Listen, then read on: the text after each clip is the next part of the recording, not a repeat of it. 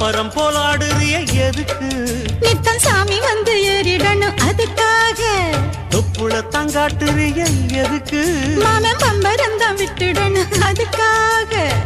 சும்மா நாச்சு பார்க்கும் போது சூட்டனைய ஏத்துற, சாராயத்தை கண்ணுல வச்சு ஆளு மேல ஊத்துற.